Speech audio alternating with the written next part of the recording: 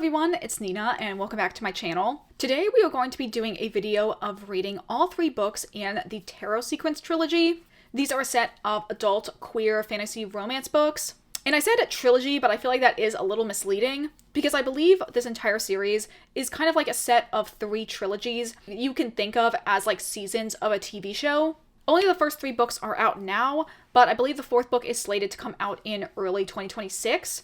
So as prep, and also because of the fact that I own all 3 of these books on my physical TBR, I thought we could try them out now and see what I think. I'm gonna give a quick recap of like what I know about this series and why I picked it up, and then I'll give you the plot summary for the first book. And from then on out, I will have like spoiler sections marked down below, plus a like non-spoiler general update at the end that you can skip to if you want to get my like general review while avoiding all of the like main spoiler sections. Anyway, talking about my personal experience, I truly don't remember how I found out about this series. I might have been just looking for any queer fanro, which I'm kind of always low-key looking for recommendations for, and I ended up seeing this one. But my commitment to reading the series didn't really start until I think it was Riley Marie mentioned offhand that she had heard this series has very strong supernatural energy, and that really sold it for me. I love a more cheesy, schlocky kind of fanro, and I feel like that comparison is exactly what I want a book to be like. And I've also been lucky enough to find copies of these books while I've been out and about. And since now they are on my physical TBR, I should probably read them. So the 3 books we have to read in this video are The Last Sun, The Hanged Man, and The Hourglass Throne. Let's give a real quick summary about the first book and then get on into reading. So the first book in the tarot sequence, The Last Sun, follows our main character, Rune St. John, who is the last surviving member of the Sun Throne. In this world, the ruling houses all have affiliations with the major arcana in the tarot deck, hence the name of the series being the tarot sequence. Anyway, our main character, Rune, his whole family was killed when he was a teenager, and since then he's been working for Lord Tower, who uses him as kind of a combination hitman, mercenary, private eye type of role. Rune gets put on a job by Lord Tower to find one of the heirs of the Justice Throne named Adam, who has recently gone missing, and in his investigation discovers a unspeakable evil that threatens to tear their city apart. Very excited to jump into this one. I'm going to get started in reading this, and I will jump back in soon with my first update.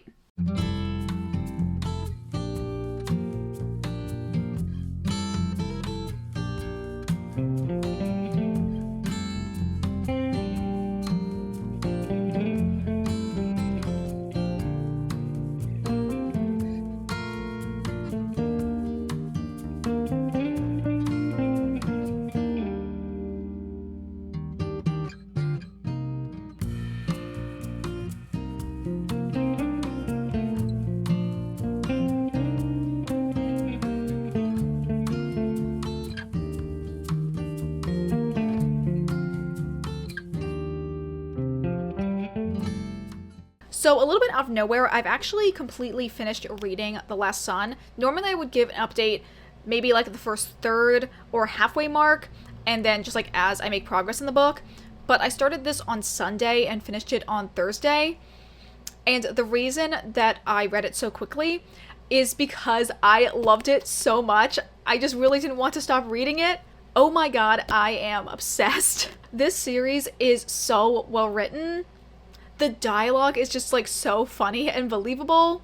I was telling my wife about it and kind of described it as having almost a CW flavor in the humor. I feel the world building is very unique in the magic system, but it does play with obviously some elements from the tarot as well as some concepts from D&D, which makes it even so when there are terms just kind of flying out there and not everything being explained all at once. You still can kind of follow what is going on with context clues. I also feel since the story is so fast-paced with the action and the very clear goal of let's solve this missing persons case as the main objective, you don't really need to get too bogged down in the world building.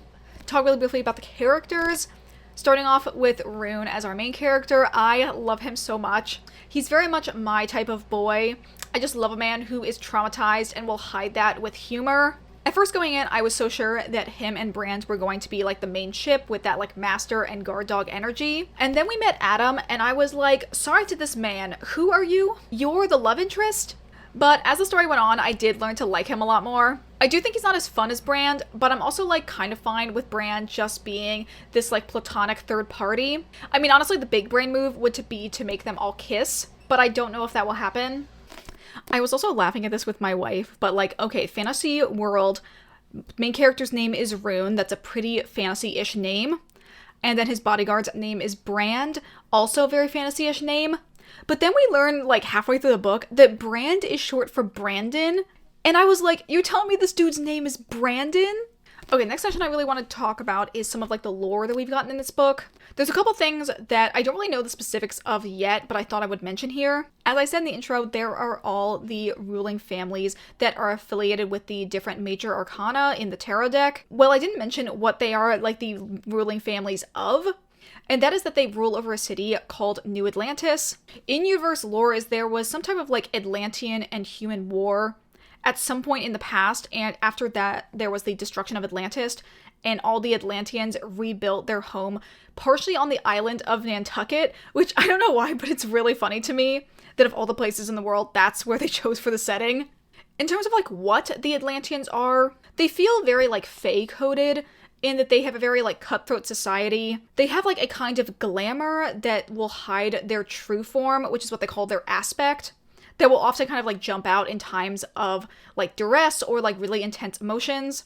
And they kind of seem to think of humans either as like lesser than them, or at least like kind of play up the fact that humans are so ignorant about magic and like use magic to freak them out.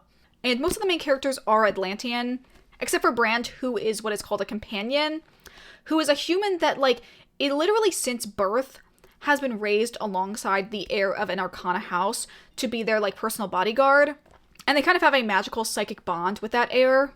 It does seem from some things that have been said in this book that Rune and Brand's relationship is that they actually are more friendly with each other than a lot of most arcana and human companion pairs. And their bond is really good. It's definitely one of my favorite parts about this book. So if it wasn't readily apparent from when I first started talking about this book, I'm giving this one 5 stars. I loved it so much. Really, really strong start to a series. Just a very good combination of a lot of things I really like in books as well. And I'm just so happy that I ended up starting reading this book. Starting this book is just really giving me the feeling of like, the fact that I had the second book on my shelf for over a year now, and I just kind of passively been thinking about wanting to start the series. Like, I should have been reading the series a lot sooner had I known that I would have loved the first book so much. I did also want to mention that there are some pretty heavy trigger warnings for some stuff that happens in this book, so definitely check out the story graph and look at some of their trigger tags before you end up getting into it. However, now that I've completely finished up reading The Last Sun, I'm going to move in to starting the second book in the series, which is The Hanged Man. I've actually already started this just a little bit, only getting through like the prologue and a little bit of the first chapter, but my plan is to read a lot more of this between today and tomorrow, and I'll probably come back to you tomorrow with my next update.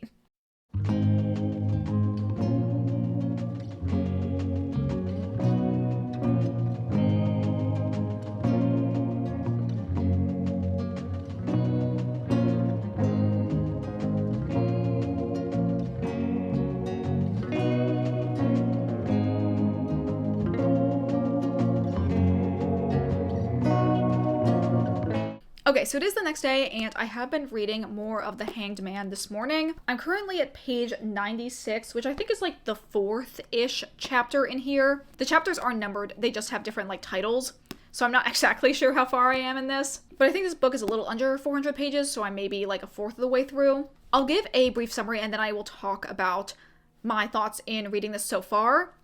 So the main premise of this book kind of leads into some stuff that happened in the last one. In the previous book, Rune made a deal with the head of the Lovers' Court to basically turn him into the legal guardian for her grandson, Max. And at the end of the last book, we learned that Max has an arranged marriage with the Hanged Man, obviously named after the Hanged Man tarot card. And as we've seen in interacting with this book, the Hanged Man is still trying to pursue Max as a potential marriage candidate. But we've also learned through this book that the Hanged Man is kind of just a general creep, and Max is not the only teenager whom he has pursued. So basically the main plot so far has been Rune and Brand trying to do some more research in trying to figure out the best way that they can break Max's marriage agreement with the Hanged Man, and also just kind of learn more about the Hanged Man in general and all of the shady stuff that he has been up to. so they are prepared to fight against him. I'm going to start with some like more technical things, and then I'll get into my thoughts about how I've been feeling while reading this. In terms of like the prologue, I actually feel like this prologue was more informative than the first book's was. I also feel like in the first chapter, there were a lot of like specifics that have been explained or like reiterated in terms of like what things are. Like we got pretty specific definitions for what a cantrip is and exactly like how runes magic works and what it looks like. I don't know if this was like Katie Edwards' editor was like, hey, you should clarify these things more in between publishing the first and the second book, but it has been really helpful so far. And I also can see if you read these books like with a large gap between them, those small reminders of things would be very helpful. In terms of like overarching plot, this one has been a lot darker in tone than the previous book. There have been still some scenes and like lines from the characters that are quite funny, but the Hanged Man as a villain, like I said before, he has not even appeared on screen, but you can just tell that he is one of those like really gross, vile, like disgusting villains that obviously will probably be very satisfying when he's eventually taken down. But right now the feeling is very like, ooh, I really just don't like this guy. And knowing all of the like scummy stuff that he has done, will there ever be a punishment for him that is worth all of the terrible things he's done in the past and able to like adequately make up for all those things that he's done? So it's definitely been a little bit of a darker reading experience, as opposed to how, even though the first book definitely had some of those darker elements, I feel like they came at very like pivotal moments in the story and wasn't like as heavy throughout. But I am still enjoying this book. I really like the pacing, I really like the relationship, and the way that Rune and Brand work together. So I'm really excited to see where the rest of this book goes. I feel like the only one spoiler I have for the series is the fact that Rune is kind of like one of those like serial adopter characters, and he already has Max as his like kind of legal and magical ward. But in the previous book, he also has Quinn, who is his boyfriend Adam's younger brother, who like really looks up to him, and he has very much a like protective streak over. And in this book, we've also met two kids whose family is connected to the Sun Court, who I'm pretty sure Rune is also going to maybe not even legally adopt, but these kids are going to become very much attached to him and see him as like a big brother or father figure. And I just think that's very cute. Him being not necessarily very good at like a traditional parent role, but him still trying his hardest to take care of all these young kids. So yeah, that's my feelings in terms of reading this so far. I think I'm going to read a little bit more right now, but I probably won't be able to come back and talk to you until I'm maybe almost at the end of this book or have already finished it. But that's all I have for right now, and I will see you guys in the next update. Okay, so I think it's been a little over a week since I last talked to you, and I am nearly done with The Hanged Man. I'm currently at page 331, so I think I have almost exactly like 50 pages left. As you can see, my bookmark is basically at the very end of the book, so kind of a strange place for me to do my next update. I had been feeling like this book was maybe a little bit more meandering than the first one was. Not to the point where I wasn't like engaged with what was happening in the plot, but just kind of like some of the plot beats and what we ended up doing felt very different from what the setup of the book was going to be. It felt like in the beginning, the focus was going to be, okay, how are we going to get Max out of this like arranged marriage? But then there was kind of conveniently the plot point of Lane also having like history with the Hanged Man and needing to be rescued from him. But I feel like now I'm kind of seeing more like how everything was very much overlapping and that we did need kind of like everything to happen earlier on in the book to get to the end game that we're now in. It just kind of happened in the way that was maybe like a little bit more confusing in the moment. But I've been now really enjoying this last section of the book. Basically everything from the scene where Rune calls on the other like Arcana thrones to talk about the Hanged Man's like evil doings. That scene was just like the perfect smackdown of the Hanged Man, and Rune was just like very cool and slay there. I'm also realizing as I read more and more of this book, just like how little this book has like straight up romance in it. Like I would honestly say this is very much more on the urban fantasy side with a very light romance subplot, which I don't hate because I am still getting a lot of feelings from all of the characters, even if the romance isn't super pronounced. Like really, Rune and Brand's relationship is just everything. I haven't been able to read a ton of this in the last couple days. Just as like a quick life update, we just got back from ZenkaiCon. So this last long weekend, I was busy doing things. I didn't vlog it at all, but here's like a couple images to kind of like capture the vibe of it. And honestly, it was so much fun. And similarly to when I got back from Katsucon, I'm very, very motivated to sew. We also like actually went kind of hard and we're up until like midnight to 1 a.m. And I was like, who is she? Because unironically, I'm in bed by like 8:30 to 9 every single night. Even at other conventions, I'm usually in bed pretty early. But this time around, I was like, let's just keep the party going. But now I'm back home and life is hopefully going to go back to normal. I'm gonna work on this for the next couple days. It's currently Monday. I'm probably going to finish this up in the next day or so and then get started on the Hourglass Throne. So probably next time I talk to you, I will be a decent chunk of the way into that book. It's been like maybe around 2 weeks. Just had some other things going on in another reading vlog I'm also filming, but I have now finished The Hanged Man. I'm gonna give this 4.5 stars, which is I think what I said when I was maybe like halfway through. I did really enjoy this one, and actually the very last section of the book, like maybe the last 2 chapters, I thought were really good. But overall, I just feel like my enjoyment level was slightly below what it was when reading The Last Sun. Talking about the last section of the book, I thought it was really good. I really liked the kind of like final wrap-up chapter with everything that we got in that one.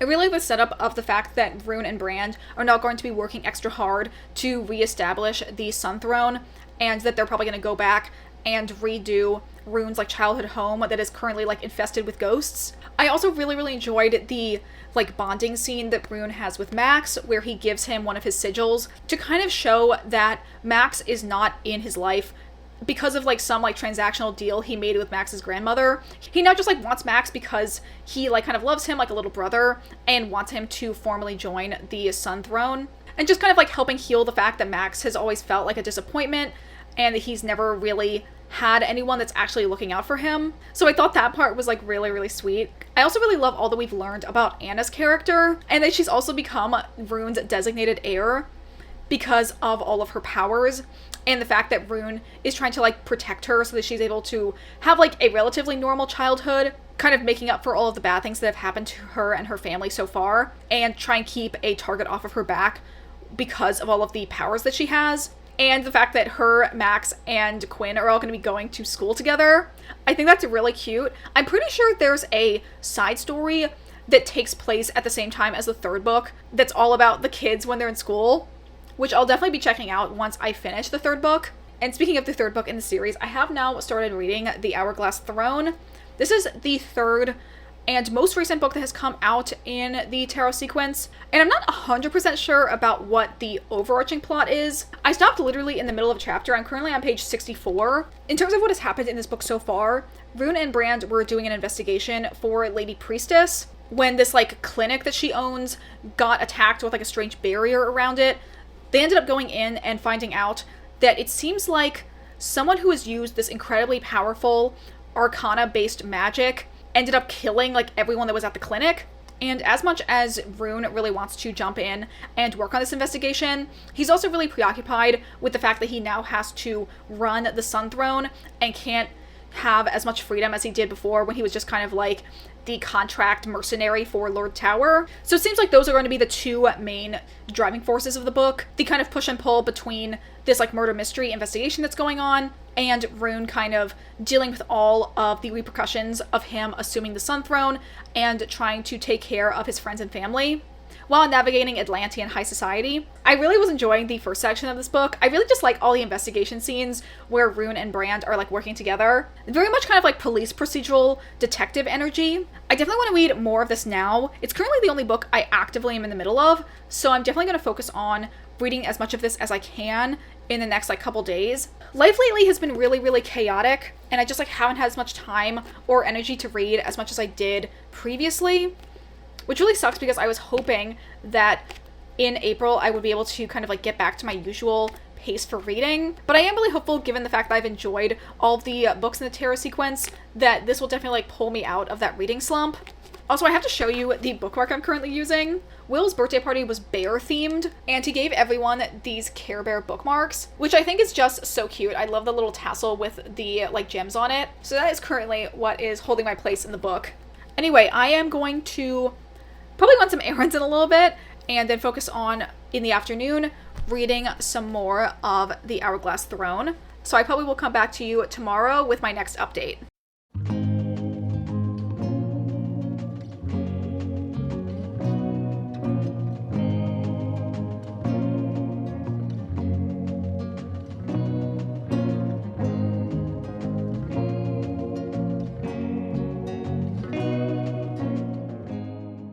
Okay, so it's now the next day, and I've actually spent most of today reading more in the Hourglass Throne.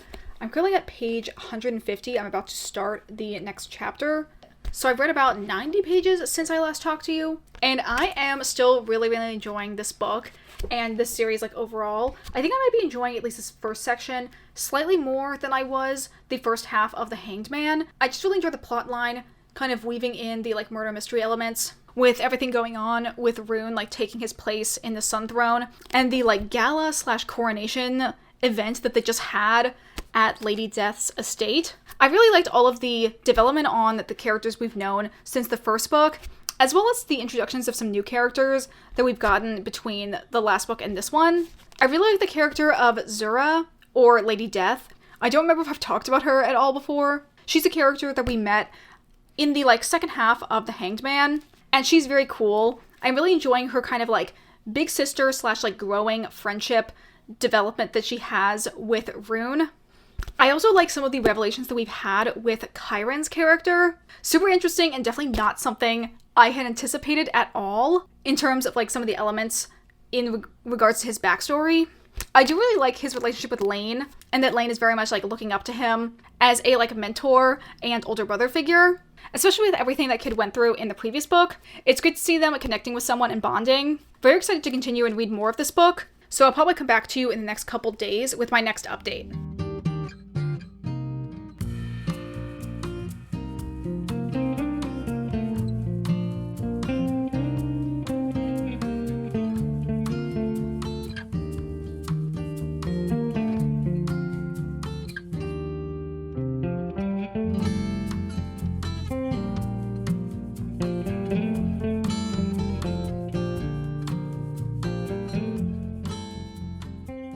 So, as you saw this morning, I read the last section of the Hourglass Throne. I don't even know, where to begin. This book has inflicted so much emotional damage on me. I'm gonna say something that's kind of a spoiler, but also I'm gonna keep it pretty vague. But you know how there were just some characters and, their archetypes where in the back of your head, this person is probably going to die to serve an important narrative reason? Well, that happened at the end of this book. And in my mind, I was kind of still prepared for it because I had that, inkling that this character, oh yeah, what they represent and stuff, I could see them having to die as part of the narrative and for the other characters' growth. But I kind of, at the same time, also thought that it would be a very endgame in the series type of thing. Maybe something that we would get in book 5 or 6, not at the end of book 3. There were also some other reveals that were very interesting that I thought were going to have longer implications that also happened in this book, that overall I'm very interested in seeing what is going to happen in the next trilogy.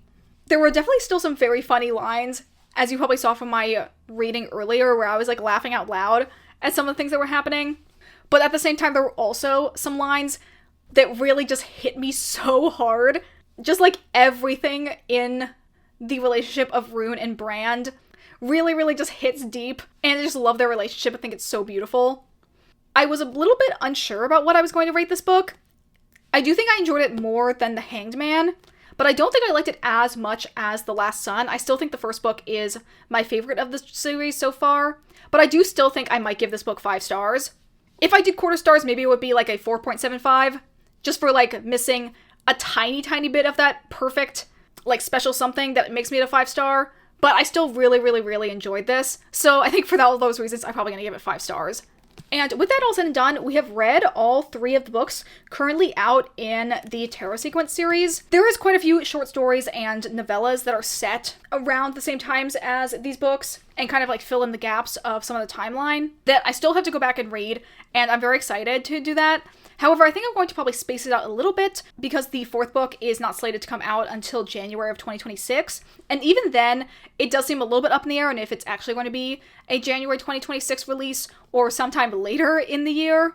Overall, though, I really enjoyed the series and highly recommend it. I do think the series is perfect for someone that is looking for a urban fantasy with a very queer normative society and prefers fantasy with a romance subplot as opposed to a romantasy, as I do think the romance is, I would say for the most part, 100% closed door, and has a very low spice rating.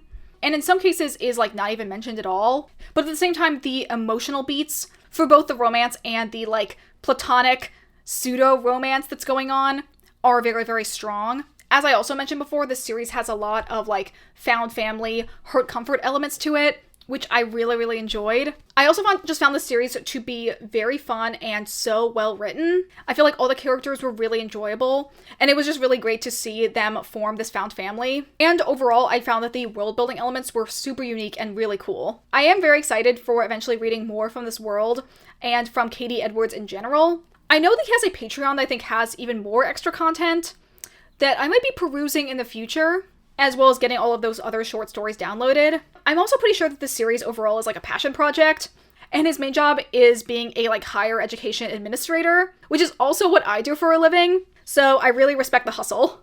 Anyway, with that all said and done, we now are at the end of the video. If you guys enjoyed this video, consider liking, commenting, or subscribing if you aren't already. Consider following me on the Storygraph if you'd like to see my reading updates in real time. And maybe also check out my Bookstagram. I haven't updated there literally at all this year, but who knows, eventually maybe I'll start posting on Instagram again. And if you would like to further support my channel, consider also sending my videos to any friends of yours who you think would also like my content. It is a goal of mine in 2025 to try and hit 1,000 subscribers, so every little bit of support really helps me. But with that all said and done, thank you guys so much for watching. I hope you all have a wonderful day, and I will see you all in the next video. Bye!